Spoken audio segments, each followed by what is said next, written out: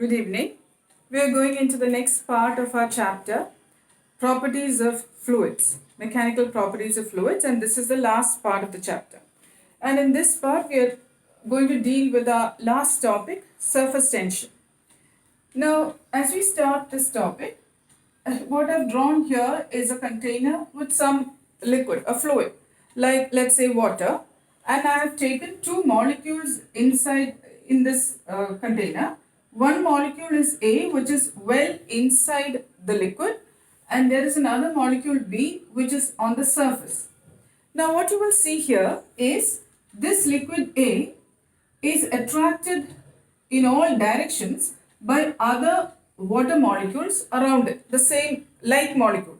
Because if this is water, this A is a molecule of water, and surrounding it there are other molecules of water, and the force of attraction between these like molecules is what you call as cohesive forces.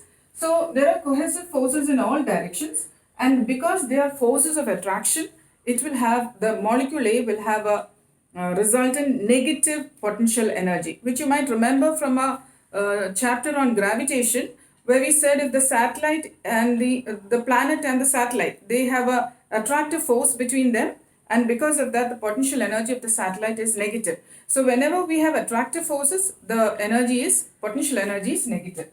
So we know that the potential energy of this molecule A, which is in the interior of the liquid, is negative. But if you look at a molecule like B, which is on the surface, you will see that the cohesive forces only exist in the lower half, because on the upper half there are only air molecules. So these cohesive forces, which are force of attraction between like molecules, exist only in the lower half, which means its energy is less negative, because attractive forces would mean negative energy. So if the attractive forces decrease, then it means that it becomes less negative, which means it is more positive. That is, every molecule like B on the surface has greater energy than a molecule which is in the interior of the liquid, because in the interior of the liquid it is highly negative. As it comes to the surface, it becomes less negative, which means its energy increases. So for a liquid to have molecules on the surface, it will have some, so a molecule like B has some extra energy in comparison to the molecule in the interior, which means that for a liquid to have a surface area, these molecules must come to the surface, and therefore that all the molecules on the surface will have some extra energy. So this extra energy, or we talk about surface energy per unit area. S denotes the surface energy per unit area. Okay. Now next what we are going to look at is a rectangular frame. I have a rectangular frame like this with a bar, let's call it as PQ. And I'm going to dip this rectangular frame into a soap solution and take it out. When you take it out in the soap solution, you might have, when you were young, blown bubbles, soap bubbles with a circular frame. You dip it into the soap solution. When you take it out, there will be a thin film of soap solution, and you can blow air bubbles, remember? So in the same manner, this rectangular frame, I'm dipping it into some soap solution so that we have a thin film of soap solution on this frame. And then what I'm going to apply is a force and then displace this to a new position. I'm going to pull this with a force F, so that now the bar PQ is a new position here, and this distance through which I have pulled it is D. And the length of the rod PQ is, I'm going to take as L, so that as I pull it to the right, the liquid is being pulled to the right, and the total area, increase in area, in surface area, is length into breadth. It's a rectangle, so it is length into breadth multiplied by 2. Because it's a film, there is surface on top and below. Unlike if you take in a tumbler, in a container, if you take liquid, here you have only molecules exposed to air. The surface is only one. Below it is the same kind of molecules. So this has only one surface exposed to air. Unlike that, if you take a film, soap film, here on top and below, you have molecules coming to the surface in contact with air. So that is why increase in surface area will be LD, the length into breadth, into 2 times, because we have molecules coming to the surface in contact with air on the top and below surface of the film.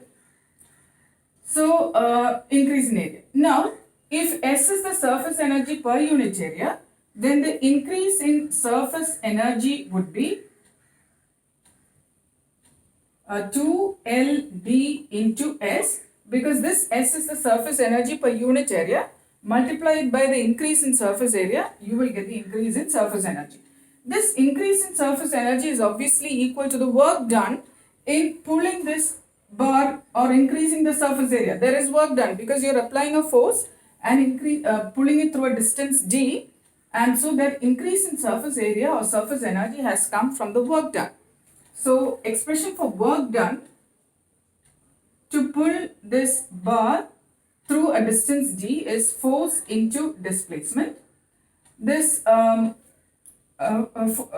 force into displacement, and therefore I may equate the two and write F into d is equal to 2LD into S. If I cancel this, you will see S is equal to F by 2L. We had denoted this S as the surface energy per unit area.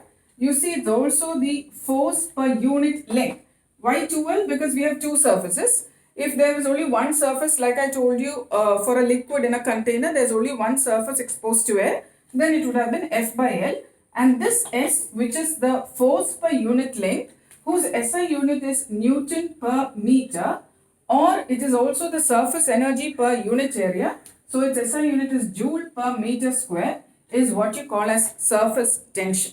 So surface tension can be defined as the force per unit length or the surface energy per unit area acting on the interface between the liquid surface and any other substance.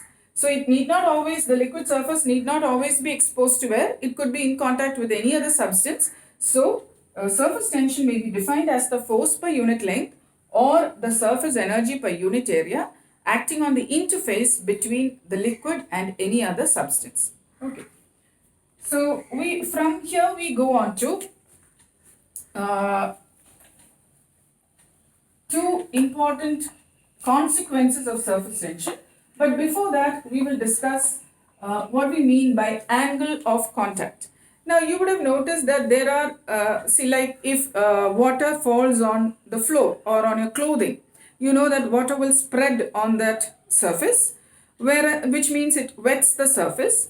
Or if you notice water on a lotus leaf, or let's say water on wax paper, or if you have mercury falling on the floor, you will see that they do not wet the surface. Instead, they form small droplets and roll off without wetting the surface. So this is determined by the angle of contact. Let me first try to explain to you what you mean by the angle of contact.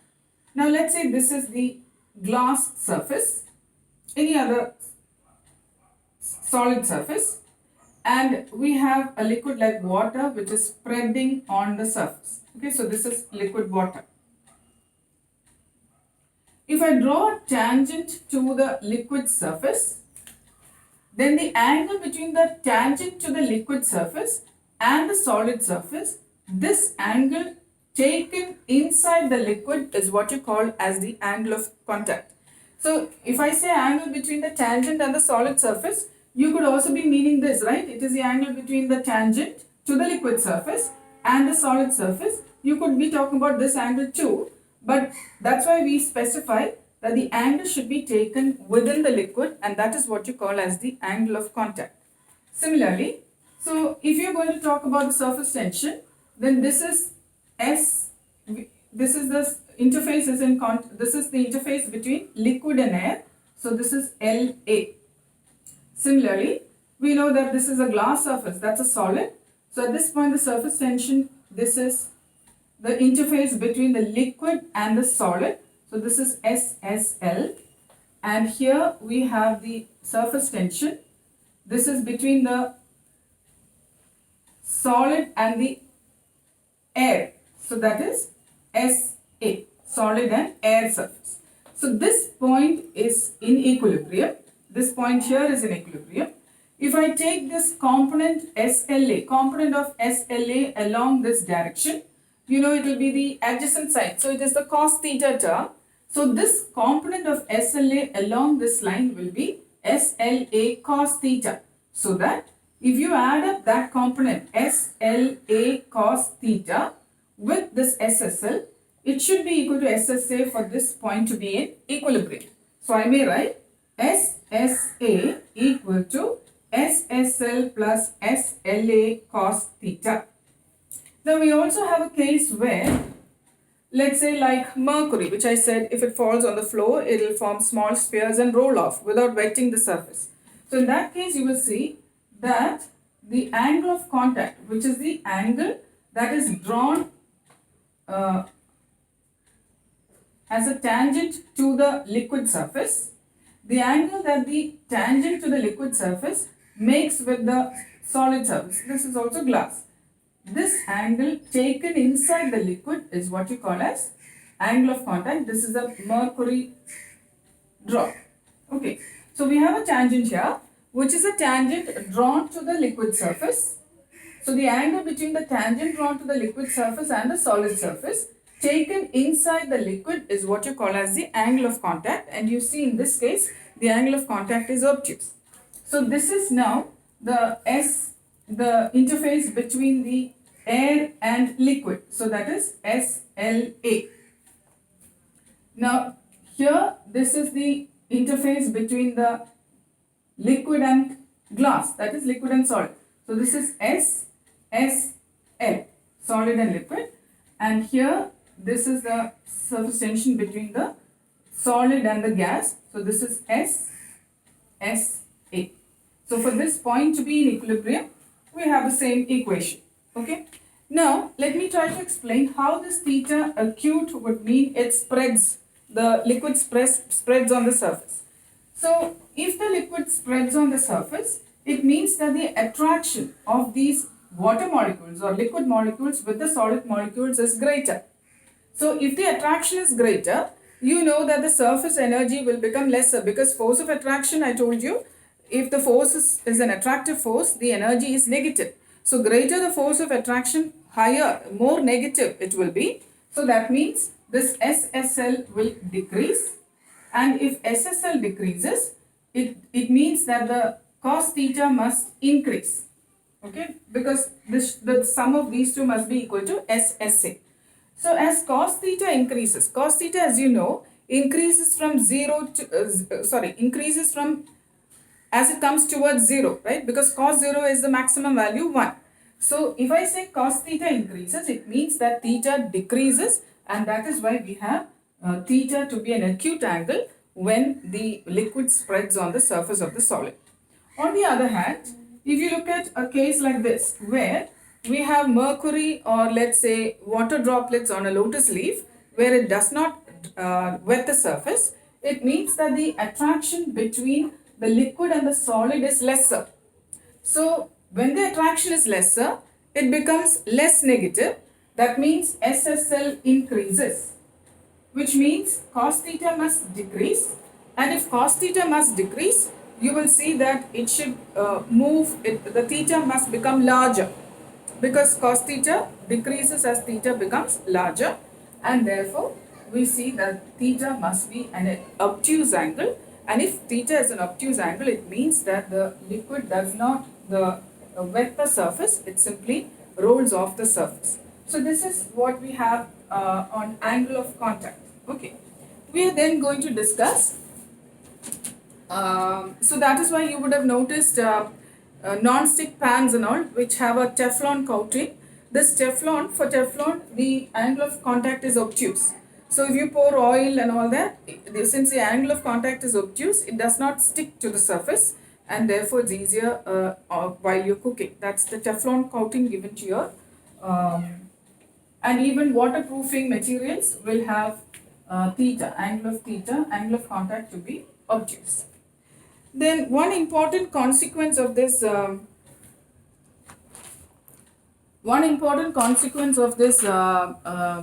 surface tension is that all liquid droplets and bubbles acquire spherical shape. Simply because we know that because of surface tension which is force per unit length or the surface energy per unit area, the water, the liquid surfaces will try to minimize its surface area, because minimum surface area would be meaning minimum surface energy. So that means if you take a certain volume of liquid, for a given volume of liquid, sphere, I hope you know, has the minimum surface area. For example, for a given volume of liquid, if you take it in the form of a cylinder, cone, cuboid, cube or a sphere will have the minimum surface area. And because of that, since these liquid surfaces are trying to minimize their surface area, it will acquire a spherical shape, simply because spherical shape for a given volume has minimum surface area. Another consequence of this surface tension is that if you take a liquid bubble or a liquid drop, the pressure inside the, for example, if you have a, let's say, liquid drop where the whole of the inside is the liquid, whereas if it's a bubble, we have air inside and air outside. Now the pressure inside the surface will be greater than the pressure outside, simply because, as you know, this liquid is trying to minimize its surface area. So we have a net force trying to minimize the area. And because of this greater force towards the inside, trying to minimize the surface area, the pressure is more inside than on the outside. This pressure, this excess of pressure, this Pi which is greater minus the pressure outside the sphere, this is what you call as the excess pressure. And that is because of surface tension. The liquid drop or bubble trying to minimize its surface area would exert a force towards the inside, increasing the pressure inside the drop or inside the bubble. We are now going to derive an expression for this excess pressure. Okay. So what we need to do for that is, we have a liquid drop. The inside pressure is Pi. Its initial radius is R. We have a pressure inside here and pressure PO outside. And this is the liquid drop, okay, with radius smaller. Now because of this excess pressure, that is Pi minus PO, this liquid will now slightly expand so that its radius now increases by a small amount delta R, so that this is the new surface area of the sphere. So because of the excess pressure inside the drop, this drop now slightly expands with its radius increasing from R to R plus delta R. So you can actually find the increase in surface area. Increase in surface area therefore will be the final area minus the original area. So I hope all of you know that the surface area of a sphere is 4 pi r square. So final area would be 4 pi, the radius is r plus delta r the whole square, minus the original area. The original radius was simply r. If I open this, it will be 4 pi bracket r square plus delta r square plus 2 delta r minus this 4 pi r square, or this will be 4 pi r square plus 4 pi delta r square plus 8 pi delta r minus the 4 pi r square. So I may cancel this and this. Neglect this because already we know delta r is small, so that the square of that will be even smaller. So this is negligibly small compared to this value, and so the increase in surface area is simply equal to 8 pi delta r. Now if you know this increase in surface area, you can easily find out the increase in surface energy, because increase in surface energy would then be S into 8 pi delta r, because we already discussed earlier that this S is the surface energy per unit area. If this is the increase in area, multiply it with S and you have the increase in surface energy. So this is our first equation. There is a small mistake here. This is r square plus delta r square plus 2r delta r. I'm sorry, 2r delta r. So there is a R delta R here, and so we have this as 8 pi R delta R. Alright. Now this increase in surface energy obviously is because of the work done. Now what is this work done? This excess pressure, which is Pi minus Po, has pushed this liquid drop and expanded it through an extra distance delta R. So work done to do this would be force into displacement. Force, as you know, is pressure into area, and the pressure that is caused, this is the excess pressure.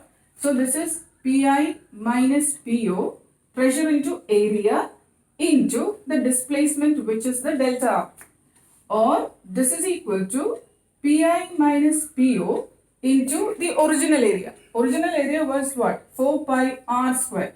So this is 4 pi R square into delta R, which is our equation 2.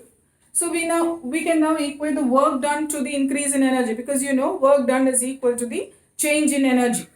So I'm going to equate that and write.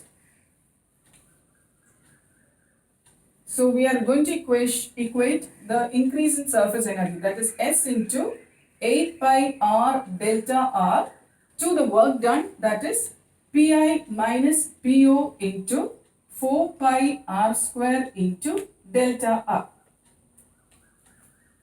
So that we now have, I'll cancel this and this R and this R, delta R and delta R here, and there's a 4 here, I'll cancel this to 2. So that we now have Pi minus Po equal to 2S by R, where, so this is our equation for the excess pressure in the case of a liquid drop. For this is for liquid drop, where S is the surface tension and R is the original radius of the drop. When I say drop, it means inside it is fully liquid, only one surface is exposed to air. In the next case, what we're going to do is, suppose we have a liquid bubble. In the case of a liquid bubble, we have two surfaces. We have another inner surface. So we have air here and air outside. So we have two surfaces in contact with air, in which case this Pi minus Po becomes equal to 4S by R, where S is the surface tension and R is the radius of that liquid bubble. Okay, so we have an expression for the excess pressure. Now, another consequence of this surface tension is the capillary rise, and that is what we are going to discuss now. Capillary rise, as you know, the word capilla means hair-like. So a capillary tube, I'm sure you've seen a capillary tube, is a very thin tube who's got a bore which is very thin, hair-like bore in the capillary tube. So if you take a container with some liquid in it and you insert a capillary tube into this liquid, now what happens is, this meniscus of the liquid here becomes concave, like this, concave meniscus. The reason for it becoming concave is because we have the force of attraction between the liquid and the glass of the tube. The tube is made of glass. So we have force of attraction between the liquid and the solid surface, which is called the force of adhesion. And there is also force of attraction between the water molecules or liquid molecules inside the tube, which is, as you know, force of cohesion. This force of adhesion is more than the force of cohesion, and because of that, these adhesive forces will now pull these water molecules upwards at the edges, making the meniscus concave.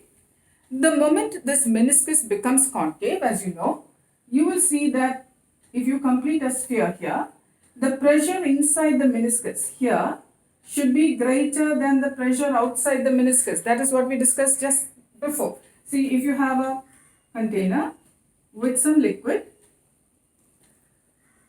and let's say we have a air bubble inside. We have an air bubble inside. In this case, it's all water outside. Okay. So here the pressure inside this meniscus is greater than the pressure outside. Inside the air bubble, it is greater than the pressure outside the air bubble, which means we have a similar case here, right? Here everywhere we have liquid, but inside here we have air. So same way, here everywhere it is liquid, but outside. So this is the inside pressure, this is the outside pressure, if you look at it like this. So we now know that is an extra pressure. I'll draw it slightly bigger for you so that you will be able to see clearly. So the capillary tubes are not so thick, but however, you will see that this meniscus is now concave and here we have liquid all around. And you see that this meniscus here, the pressure inside, because if you complete it, it looks like an air bubble inside water, will be greater than the pressure outside here. Now this pressure should be equal to the atmospheric pressure, right? And here also it's all exposed to atmosphere, so it's all atmospheric pressure. But here you see you have lower pressure because Pi is greater than Po. So what happens is water enters this low pressure area, pushing this liquid up so that we have the liquid rising up in the capillary tube, and that is what we call as capillary rise. So it will now look like this. We have this container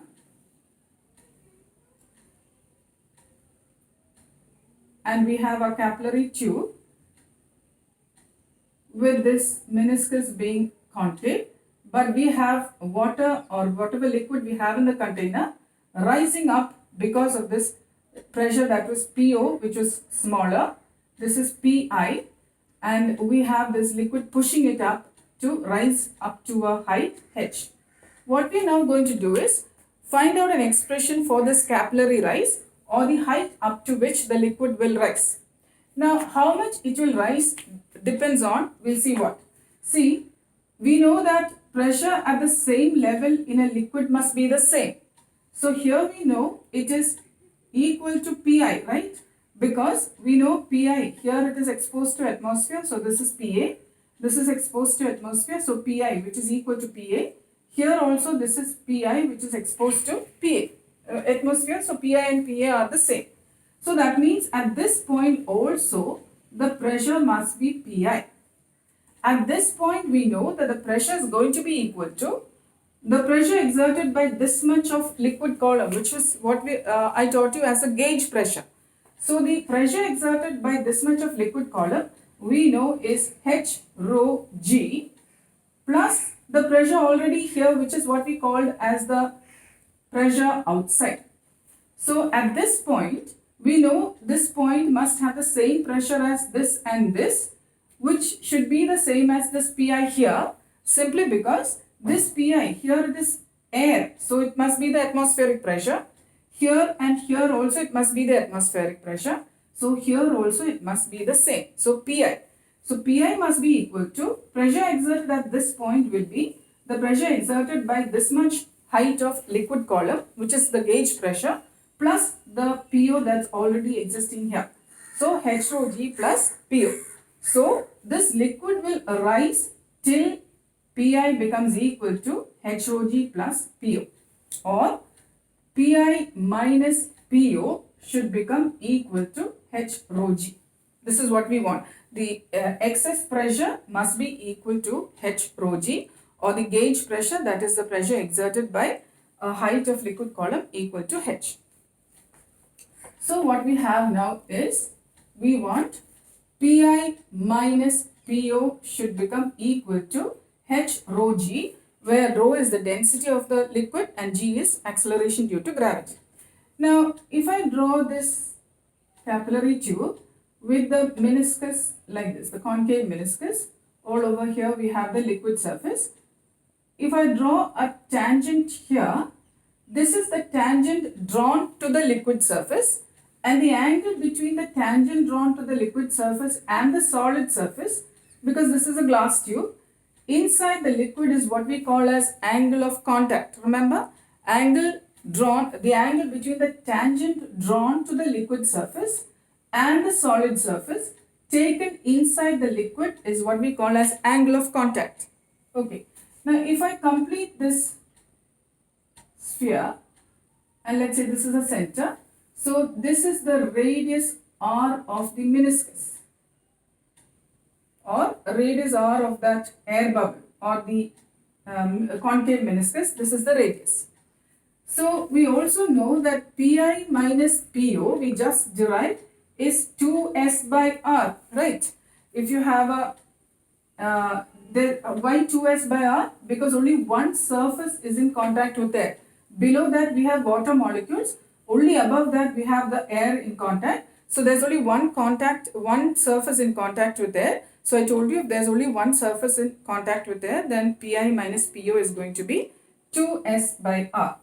So we have our equation as h rho g equal to 2s by r, or the height of capillary rise is 2s by r rho g, right? Now we know that S is the surface tension of the liquid, rho is the density of the liquid, and g is the acceleration due to gravity, 9.8 meter per second square. R is the radius of that meniscus, which is very difficult to measure. So what we can do is, you might have seen in the lab a traveling microscope. So using the traveling microscope, if this is a capillary tube, using a traveling microscope we can actually find the diameter of that capillary tube. Half of that will give you the radius of the capillary tube. So it's easy to measure the diameter of the capillary tube and therefore the radius of the capillary tube. So I'm going to mark the radius of the capillary tube here. This is the radius, which I will call as A. Now if this is theta, I hope you understand this also will be theta, because this angle, this angle is 90 minus theta, right? Common angle, because this is the liquid surface and this radius will be perpendicular to that capillary, the side of the capillary tube. So this whole angle is 90. If this much is theta, this has to be 90 minus theta. This is the radius of that meniscus and this is a tangent drawn to that meniscus. So between the radius and the tangent we have a 90-degree angle. So if this is 90 minus theta, this has to be theta. So that is why I said, if this is the angle of contact, this also is the angle of contact, where A is the radius of that capillary tube, which you can measure using a traveling microscope. So from here I may write, what is cos theta? Cos theta is the adjacent side by the hypotenuse. So A by r, or r is equal to A by cos theta. So I'm going to substitute for that here and write h is equal to 2s by, instead of r I will write the A here, rho g, and the cos theta on top. Okay, so this is how you may find the height up to which the liquid will rise in a capillary tube, provided you know the surface tension of the liquid, the angle of contact for that pair, the liquid glass pair, rho is the density, g is the acceleration due to gravity, and A is the radius of the capillary tube. We remove the r from this because it's not, we cannot find the radius of this meniscus, but we can find the radius of the capillary tube. So these are the things that you need to learn under surface tension, and with that we come to the end of that chapter, mechanical properties of fluids. Thank you.